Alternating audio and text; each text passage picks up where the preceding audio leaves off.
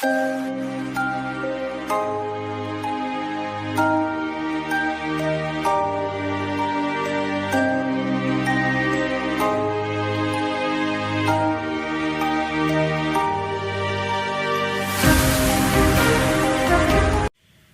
कुमारी गाड़ोदिया, आदर्श विद्या मंदिर सुजानगढ़ से online classes में मैं कमलेश जगवानी अर्थशास्त्र की व्याख्याता आपका स्वागत करती हूँ। फर्स्ट लेसन अपने पढ़ा था वो था अर्थशास्त्र का अर्थ किसे कहते हैं, अर्थशास्त्र में अर्थव्यवस्थाएं कितने प्रकार की होती हैं, लोगों की डिमांड क्या होती है, ये सब अपन ने उपभोक्ता का जो संतुलन था वो सब इसके अंतर्गत अपन ने पढ़े। आज हमारा नेक्स्ट टॉपिक है मांग की अवधारणा। मांग की अवधारणा के अंतर्गत हम पढ़ेंगे कि मांग से क्या आशय है, मांग को निर्धारित करने वाले तत्व कौन से होते हैं, मांग अनुसूची क्या होती है, बाजार अनुसूची क्या होती है, ये छोटे छोटे बिंदु पढ़ेंगे। सबसे पहले मैं आपको बता रही हूँ मांग का अर्थ। मांग से क्या आशय होता है। साधारण बोलचाल की भाषा में जब अपन किसी भी चीज़ के लिए इच्छा रखते हैं, किसी भी चीज़ की आवश्यकता महसूस होती है तो अपन मांग कहते हैं। जैसे एक व्यक्ति है, उसको एक रंगीन टीवी चाहिए, तो अपन साधारण बोलचाल भाषा में उसको क्या बोलेंगे कि वह क्या कर रहा है, मांग कर रहा है। लेकिन अर्थशास्त्र में उसको क्या होगा, मांग नहीं। किसी भी चीज़ की यदि इच्छा होती है तो वो मांग नहीं होता है। मांग के अंतर्गत किसी भी चीज़ को खरीदने से पहले तो उसकी इच्छा होनी चाहिए कि हाँ आपको एक रंगीन टीवी चाहिए, तो भी क्या होगा, वो मांग नहीं होगा। मांग तभी होगा जब उसको खरीदने के लिए आपके पास में पर्याप्त धन हो। आपके पास में धन है लेकिन आपको खरीदने की इच्छा नहीं है, तो भी वो क्या होगा, मांग नहीं होगा। कहने का आशय है कि जब आपके पास में किसी भी चीज़ की आपको इच्छा है, इच्छा वो तभी मांग बन पाएगी जब आपको खरीदने के लिए धन है। धन के साथ में तीसरा बिंदु आ जाता है, उसको खरीदने के लिए तत्परता होनी चाहिए। एकदम क्रय शक्ति आपकी ऐसी होनी चाहिए कि नहीं मुझे तो चाहिए ही चाहिए। ये तीन बिंदु जब होंगे, हमारी इच्छा, खरीदने के लिए पर्याप्त धन और उस धन को खरीदने की तत्परता, तुरंत खर्च करना उसको, तो ये क्या बन जाता है अर्थशास्त्र में मांग। मांग के अंतर्गत तीन तत्व, एक भी तत्व इसमें से नहीं होगा। इच्छा है लेकिन धन नहीं है तो क्या होगा, वो मांग नहीं होगी। धन है लेकिन इच्छा नहीं है तो भी क्या होगा, वो मांग नहीं होगी। इच्छा भी है, धन भी है, लेकिन हम उसको खरीदने के लिए थोड़ा सा आगे बढ़ा सकते हैं, तुरंत उसको नहीं करें तो भी हमारा काम चल सकता है, तो भी वो क्या होगी, मांग नहीं कहलाएगी। तीनों तत्व होंगे, इच्छा होगी हमारे पास में पर्याप्त धन होगा और तुरंत खर्च करने के लिए तत्परता होगी। जब हम उस धन को तुरंत खर्च करेंगे, तत्परता से खर्च करेंगे, हाँ हमें आज ही खर्च करना है, तो वो हमारा क्या कहलाता है, मांग कहलाता है। इसके बाद में हमारा बिंदु आ जाता है मांग अनुसूची किसे कहते हैं। एक व्यक्ति के द्वारा जब अलग व्यक्ति के द्वारा या अनेक व्यक्तियों के द्वारा जब मांग की जाती है, उन मांग को जिस तालिका के अंतर्गत बताया जाता है उसको हम क्या बोलते हैं, मांग अनुसूची कहते हैं। मांग अनुसूची दो प्रकार की होती है, एक हमारा व्यक्तिगत मांग अनुसूची, बी हमारा बाजार मांग अनुसूची। अब हमारा पहला बिंदु है व्यक्तिगत मांग अनुसूची। व्यक्तिगत मांग अनुसूची से आशय है जब एक व्यक्ति के द्वारा विभिन्न कीमतों पर एक निर्धारित समय पर की गई मात्राओं की जो मांग की जाती है उसको हम क्या बोलते हैं, व्यक्तिगत। एक व्यक्ति की आती है इसके अंतर्गत कि एक ही व्यक्ति होता है, वो एक निर्धारित कीमत होती है, उस निर्धारित कीमत को ध्यान में रखते हुए जब वो मात्राओं की मांग करता है तो उसको हम क्या बोलते हैं, व्यक्तिगत मांग। जैसे इसमें देखिए इस तालिका में व्यक्तिगत मांग अनुसूची के अंतर्गत यहाँ पे कीमत है और यहाँ पर मात्रा है। जब वस्तु की 1 रुपये कीमत है तो हमारे द्वारा मांगी गई मात्राएं कितनी है, 4। जब वस्तु की 2 रुपये कीमत है तो हमारे द्वारा मांगी गई मांग कितनी है, 3। जब वस्तु की कीमत 3 रुपये है, हमारे द्वारा मांगी गई मांग कितनी है, 2। जब वस्तु की 4 रुपये कीमत है तो मांगी गई मात्रा कितनी है, 1। हम ये देख रहे हैं एक व्यक्ति है, वो एक निश्चित कीमत पर कितनी मात्राओं की मांग करता है। हम इस सारणी के द्वारा देख रहे हैं जैसे जैसे कीमत में वृद्धि वृद्धि हो रही है। 1 रुपये कीमत थी तो हमारे द्वारा मांग की कितनी की जा रही थी? 4 की। 2 रुपये कीमत थी तो हमारे द्वारा मांग की गई 3 की। 3 रुपये कीमत थी तो हमारे द्वारा मांग की गई 2 रुपये की। 4 रुपये की कीमत थी तो हमारे द्वारा मांगी गई मात्रा कितनी थी? 1। हम इस सारणी के देख रहे हैं जैसे जैसे कीमत में वृद्धि हो रही है, हमारे द्वारा व्यक्ति के द्वारा मांगी गई मात्राओं की क्या होती है? मांग कम होती जाती है। इसे हम क्या बोलते हैं? व्यक्तिगत मांग अनुसूची। इसके बाद में आ जाते हैं बाजार मांग अनुसूची किसे कहते हैं? बाजार मांग अनुसूची से आशय ऐसी अनुसूची है जिसमें एक निश्चित कीमत पर विभिन्न व्यक्तियों के द्वारा मांगी गई मात्रा से है। अब वो व्यक्ति ए बी सी 1 2 3 4 कितने भी हो सकते हैं, उन सब की मांग का योग जो होता है वो हमारा कहलाता है बाजार मांग। क्या कहलाता है? बाजार मांग। विभिन्न व्यक्तियों के द्वारा मांगी गई मात्रा एक निश्चित कीमत पर जिस तालिका में हम व्यक्त करते हैं वह हमारा क्या कहलाता है? बाजार मांग अनुसूची। क्या कहलाता है? बाजार मांग अनुसूची। इसमें अंदर देखते हैं, इस कीमत में कीमत दे रखी है और इसके अंतर्गत हमने 2 व्यक्ति ले रखे हैं, ए व्यक्ति की मांग और बी व्यक्ति की मांग।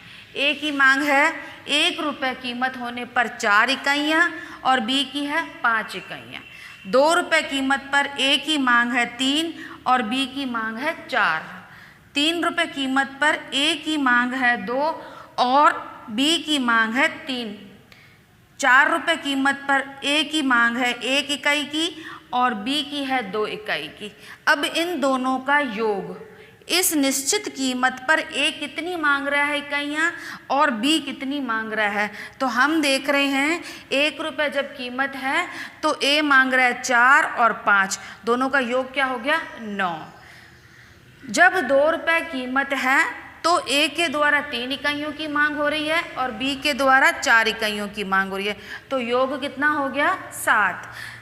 जब कीमत 3 रुपये है तो ए के द्वारा 2 इकाइयों की मांग हो रही है और बी के द्वारा 3, योग कितना हुआ? 5।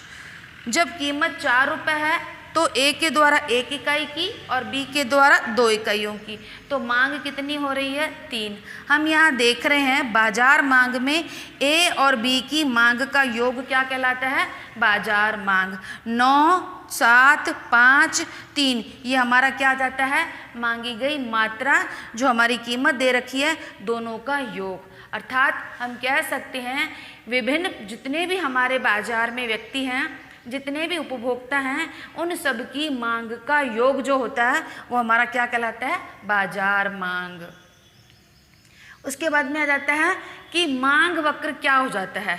जब हमने ये तालिकाएं बनाई हैं, व्यक्तिगत मांग की अनुसूची और बाजार मांग अनुसूची, इन अनुसूचियों के द्वारा रेखा चित्र पे जब हम प्रस्तुत करते हैं तो उसको हम क्या बोलते हैं? मांग वक्र। फिर से रिपीट कर रही हूँ, फिर से सुनो कि हम मांग वक्र किसे कहते हैं? अनुसूची के द्वारा, व्यक्तिगत अनुसूची या बाजार अनुसूची के द्वारा जब रेखा चित्रों के अंतर्गत व्यक्ति की मांग को प्रस्तुत किया जाता है, दिखाया जाता है, तो उसको हम क्या बोलते हैं? मांग वक्र। अब पहला हमारा मांग वक्र है, ये भी 2 प्रकार के होते हैं, व्यक्तिगत मांग वक्र और बाजार मांग वक्र। व्यक्तिगत मांग वक्र में यहाँ नीचे हम क्या लिखते हैं? मात्रा। OX पे हम क्या लिख रहे हैं? मात्रा। और OY पे हम क्या लिख रहे हैं? कीमत। जब हमारी कीमत 4 रुपये थी तो हमारे द्वारा मांगी गई मात्रा कितनी है? 1। जब हमारी कीमत 3 रुपये हुई तो हमारे द्वारा मांगी गई मात्रा कितनी हुई? 2। जब कीमत 2 रुपये हुई तो हमारे द्वारा मांगी गई मात्रा कितनी थी? 3। जब 1 रुपये कीमत थी तो हमारे द्वारा मांगी गई कितनी थी मात्रा? 4। हम ये देख रहे हैं जैसे जैसे कीमत में वृद्धि हो रही है वैसे वैसे हमारी क्या हो जाती है? मांगी गई मात्रा कम होती है। कीमत कम होती है तो हमारे द्वारा मांगी गई मात्रा अधिक होती है, और कीमत यदि अधिक होती है तो हमारे द्वारा मांगी गई मात्रा क्या होती है? कम होती है। कीमत और मात्रा में दोनों में क्या बताया गया है? विपरीत संबंध बताया गया है। उसी प्रकार ये हमारा है बाजार मांग वक्र। इसको हम अलग अलग भी प्रस्तुत कर सकते हैं, ए की मांग, बी की मांग और बाजार मांग वक्र, ऐसे भी दिखा सकते हैं और इकट्ठा इसको एक साथ भी बना सकते हैं। अब एक साथ में हमने लिख दिया 1 2 3 4 5 6 7 8 9 इकाइयों की मांग कर दी। अब दोनों का योग जो हमने यहाँ प्रस्तुत किया है 9 7 5 3, तो हम यहाँ बनाएंगे जब 4 रुपये कीमत थी हमारी, तो हमारे द्वारा मांगी गई मात्रा कितनी थी, ए और बी के द्वारा, ये ए की और ये बी की 3। जब 3 रुपये थी तो इसके द्वारा कितनी थी, 5 इकाइयों की मांग थी। जब कीमत 2 रुपये हुई तो मांग इकाइयाँ कितनी हुई, 7 की। जब 1 रुपया थी तो कितनी हुई, 9। तो हम ये देख रहे हैं जब कम कीमत होती है तो हमारे द्वारा बाजार में विभिन्न व्यक्तियों के द्वारा जो मांग की जाती है वो अधिक होती है, और जैसे जैसे कीमत में वृद्धि होती है तो व्यक्तियों के द्वारा जो मांगी गई मात्रा होती है वो कम होती है। ये हमने दोनों में मांग वक्र में पढ़ा। व्यक्तिगत मांग अनुसूची में पहले हमने अनुसूची बनाई, उन अनुसूची के आधार पर हमने मांग वक्र बनाया। मांग वक्र में व्यक्तिगत मांग वक्र जिसमें एक व्यक्ति की मांग को बताया गया है, दर्शाया गया है। दूसरा हमारा बाजार मांग वक्र, इसमें हमने 2 व्यक्ति लिए थे, ए और बी, दोनों की योग का हमने इसके अंदर का बताया। बाजार में ए और बी का योग जो किया उसको हमने रेखा चित्र के अंतर्गत प्रस्तुत किया। इसके बाद में नेक्स्ट हमारा टॉपिक आता है कि मांग को निर्धारित करने वाले तत्व कौन कौन से होते हैं। एक व्यक्ति के द्वारा जब मांग की जाती है तो कौन कौन सी तत्वों को ध्यान में रखा जाता है। तो उसके अंदर सबसे पहले आता है कीमत।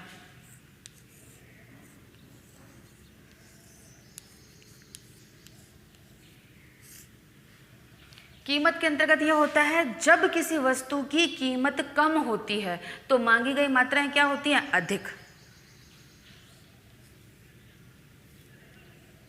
यदि हमारा प्राइस कम है तो हमारे द्वारा मांगी गई जो हमारी क्वांटिटी होती है वो हमारी क्या होती है, अधिक होती है। इसके विपरीत यदि हमारी कीमत अधिक होती है तो हमारी मांगी गई मात्रा क्या हो जाती है, कम। यानी ये ध्यान में रखा जाता है। बाज़ार में एक व्यक्ति जब अपन मांग खरीदने जाते हैं, कोई भी वस्तु का, कोई भी चीज़ आप खरीदने जाते हो तो क्या देखते हो कि ऐसे किसी भी दुकान पे चढ़ जाओगे, नहीं। आप सबसे पहले ये देखते हो कि मैं किस दुकान पे चढ़ूं ताकि मुझे अच्छी सस्ती कीमत पर अच्छी क्वालिटी का माल सके। एक व्यक्ति जब मांग करता है, जब किसी चीज़ को खरीदने जाता है तो सबसे पहले वो ये चाहता है कि कौन सा दुकानदार अच्छी कीमत पर और मुझे अच्छी क्वालिटी की चीज़ दिखाएगा। उस कीमत के आधार पर वो क्या करता है, अपनी वस्तुओं का चुनाव करता है। कीमत कम होती है तो हमारे द्वारा मांगी गई मात्रा क्या होती है, अधिक होती है, और कीमत यदि अधिक हो जाती है तो हमारे द्वारा मांगी गई मात्रा क्या हो जाएगी, कम हो जाएगी। यानी कीमत का बहुत अधिक मांग पर प्रभाव पड़ता है। कुछ वस्तुएं ऐसी भी होंगी जब हम आगे जाके पढ़ेंगे जिन पर कीमत का प्रभाव नहीं पड़ता है, वो हम आगे देखेंगे। उसके बाद में दूसरा पॉइंट आ जाता है मांग को निर्धारित करने के अंतर्गत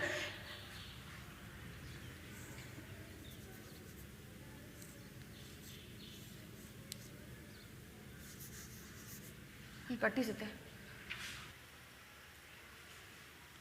नेक्स्ट है हमारा संबंधित वस्तुओं की कीमत। संबंधित वस्तुएं भी क्या होती हैं, 2 प्रकार की होती हैं। एक हमारा होता है प्रतिस्थापन वस्तुएं, दूसरी हमारी होती हैं पूर्वक वस्तुएं। प्रतिस्थापन वस्तुएं किसे कहते हैं? प्रतिस्थापन वस्तुएं वे वस्तुएं होती हैं जो एक के स्थान पर दूसरे का प्रयोग कर सकते हैं। जैसे चाय और कॉफ़ी, 2 वस्तुएं हैं। मान लीजिए कि चाय आप पीते हैं और चाय की कीमत में क्या हो गई है, वृद्धि हो गई है। तो क्या करेंगे उपभोक्ता, चाय की मांग को कम कर देंगे, उसके स्थान पर किसका प्रयोग करेंगे, कॉफ़ी का। तो ये हमारी कौन सी वस्तु होती हैं, प्रतिस्थापन वस्तुएं। एक के स्थान पर दूसरे वस्तु का उपयोग करना तो क्या कहलाता है, हमारा प्रतिस्थापन वस्तुएं। दूसरी हमारी वस्तुएं होती है पूरक वस्तुएं।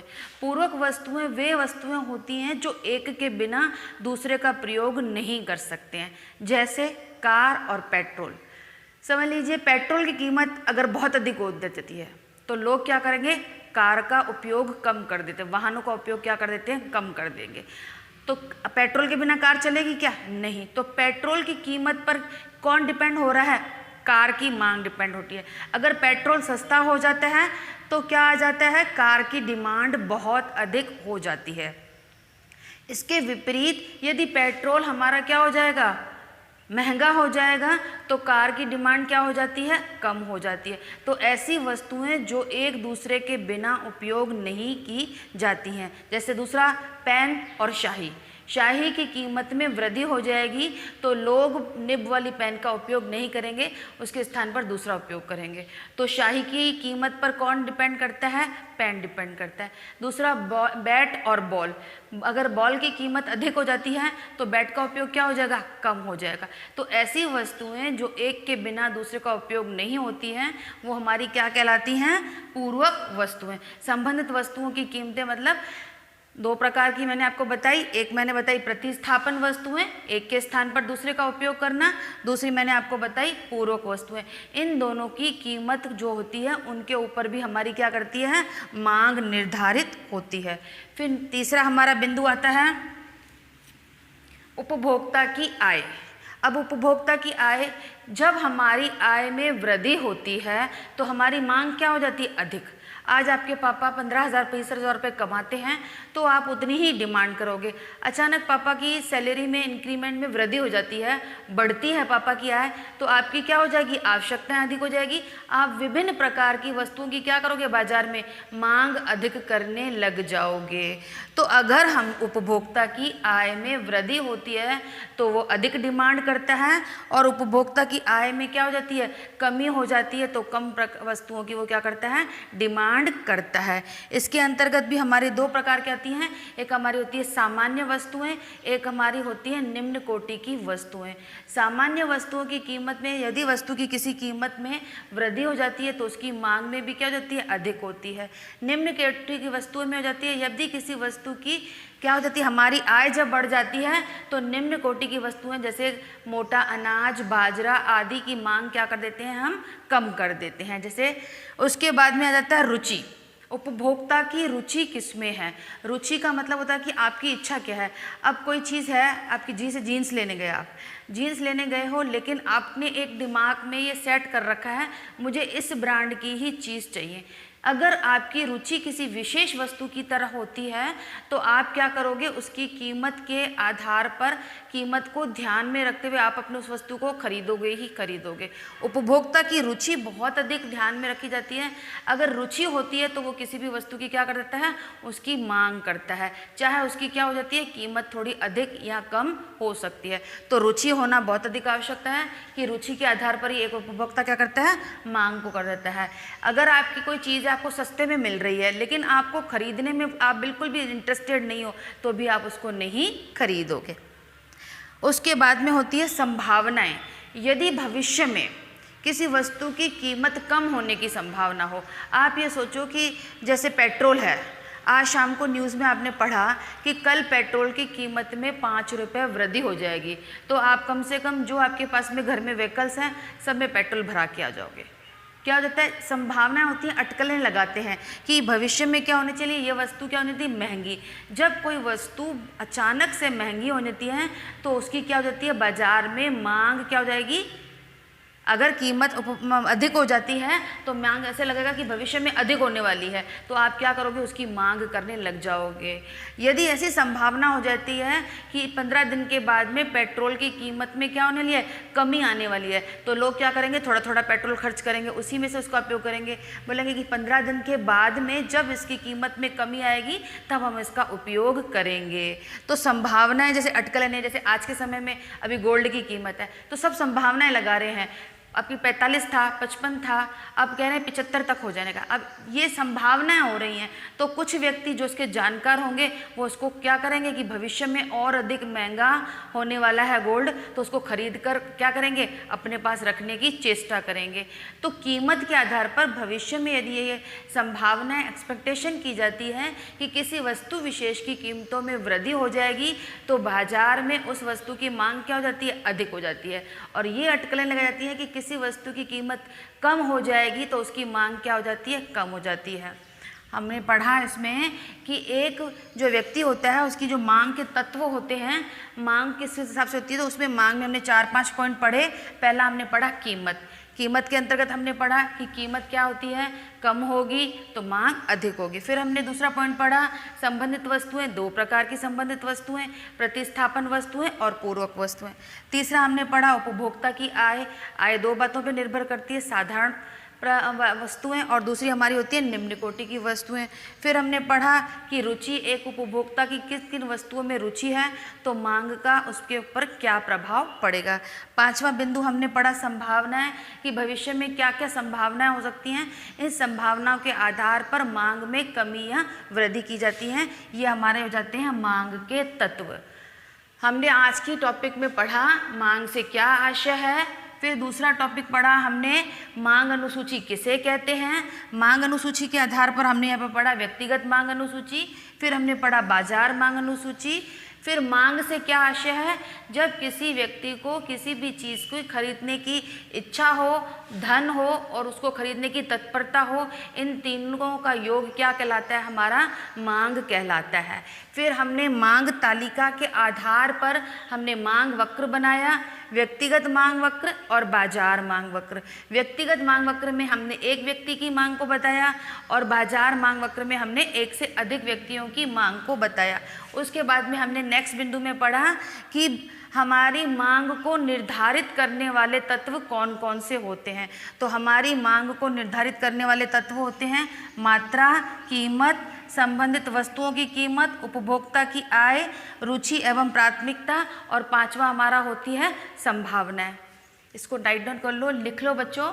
नेक्स्ट क्लास में हम आगे और पढ़ेंगे मांग फलन क्या है, व्यक्तिगत मांग फलन क्या है, ये सब आगे पढ़ेंगे। आज ये देख लो, कोई भी प्रॉब्लम हो तो नेक्स्ट क्लास में हम डिस्कस करेंगे। Thank you.